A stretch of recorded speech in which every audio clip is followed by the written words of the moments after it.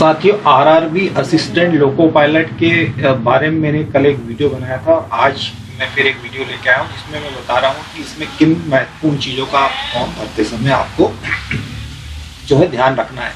तो सबसे पहली बात तो इसकी जो साइट है वो रिक्रूटमेंट rrb.nic. जैसे ही हम डालेंगे तो कुछ इस प्रकार का इंटरफेस यहाँ पर आपको देखने को मिल जाएगा। यहाँ पर अप्लाई का ऑप्शन है, इस पर क्रिएट इन अकाउंट। तो जब हम फॉर्म पहली बार डाल रहे हैं तो हमें एक अकाउंट जो है एक अकाउंट क्रिएट करना पड़ेगा, जिसमें जो है बेसिक सी चीज़ें जो आपकी नॉर्मली जो चीज़ें पूछी जाती हैं, जिसे इसमें मैं बता देता हूँ कि कौन कौन सी चीज़ें आपसे पूछी जा रही हैं। आपके पास वैलिड मेल आईडी होना चाहिए और मोबाइल नंबर होना चाहिए। जैसा कि आप देख सकते हैं ये इंटरफेस कुछ इस प्रकार का खुल जाएगा।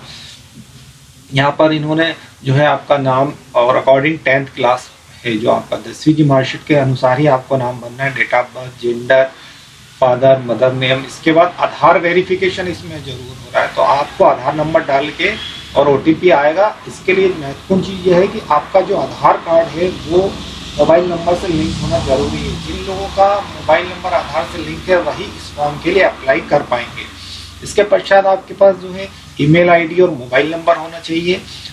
दोनों पर ओटीपी जाएगा और वेरीफाई होगा। इसके पश्चात आपको एक पासवर्ड क्रिएट करके जो है आपकी प्रोफाइल को इस प्रकार बन जाएगा। इसके पश्चात आपको अगली स्टेप में जो है आपको पासवर्ड और जो आपका मोबाइल नंबर है उससे लॉगिन करके ही हम फॉर्म डाल पाएंगे। तो इसमें एक महत्वपूर्ण चीज़ ये है कि आपके पास आधार जो है वो मोबाइल से लिंक होना चाहिए। ओटीपी आने के पश्चात ही फॉर्म भरेगा। अब एक प्रश्न ये आता है कि हमें किस मंडल से फॉर्म डालना चाहिए। तो यहाँ पर आप देख सकते हैं सारे मंडल जो हैं, जैसे अहमदाबाद है, इसमें 238 पोस्ट है, कैटेगरी के हिसाब से अलग अलग दी है। अजमेर, बेंगलोर, जहाँ तक जो है सबसे ज़्यादा पोस्ट की बात कर ली जाए तो इसमें जो है आपके बिलासपुर में 1192 टोटल पोस्ट है। सबसे ज़्यादा जो है बिलासपुर रेंज में ही पोस्ट है। इसके WCR में 219 है। वेस्ट रेलवे में जो है आपकी 65 पोस्ट है।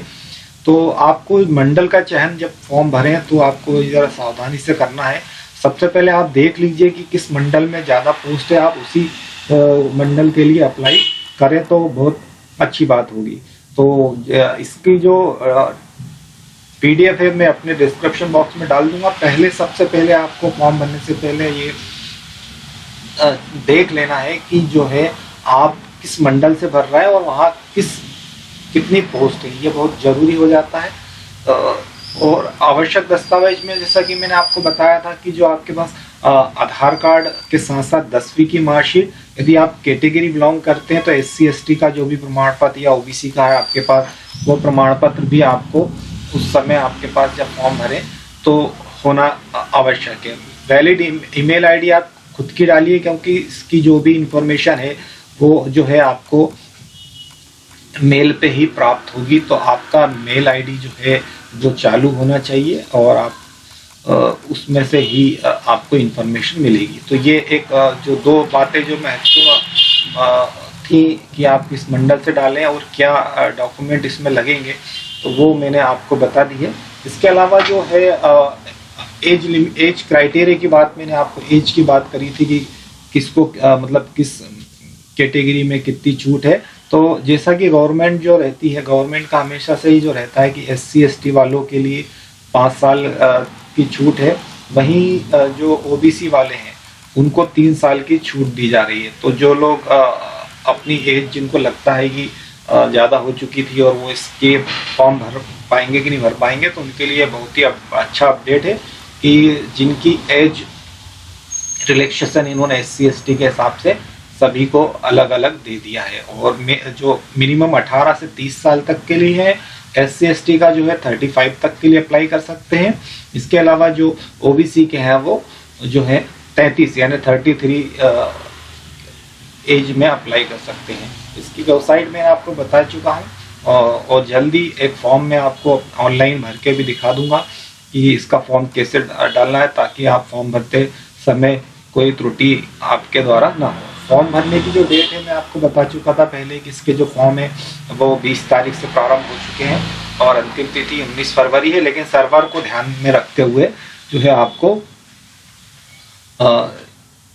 फॉर्म जल्दी बनना। इसकी जो करेक्शन की विंडो है वो भी जो है 20 फरवरी जो लास्ट डेट है 19 फरवरी, 20 फरवरी से 29 फरवरी के बीच खुलेगी। यदि आपके फॉर्म भरने में कोई मिस्टेक हो जाती है और आपको करेक्शन करना चाहते हैं आप एप्लीकेशन, तो उसके लिए भी उन्होंने इस बार अच्छी ये सुविधा दी है कि करेक्शन आप कर सकते हैं। तो फॉर्म भरने में यदि कोई त्रुटि होती है, वैसे आप प्रयास करें कि आपके फॉर्म भरने में कोई त्रुटि नहीं हो, लेकिन यदि त्रुटि होती भी है तो आपको घबराने की जरूरत नहीं है और इसके जो है करेक्शन की विंडो भी खुलेगी। तो साथियों, ये असिस्टेंट लोको फॉर पायलट जो ITI पॉलिटेक्निक डिप्लोमा और BTech वाले जो लोग हैं केवल वो ही डाल सकते हैं 10वीं पास।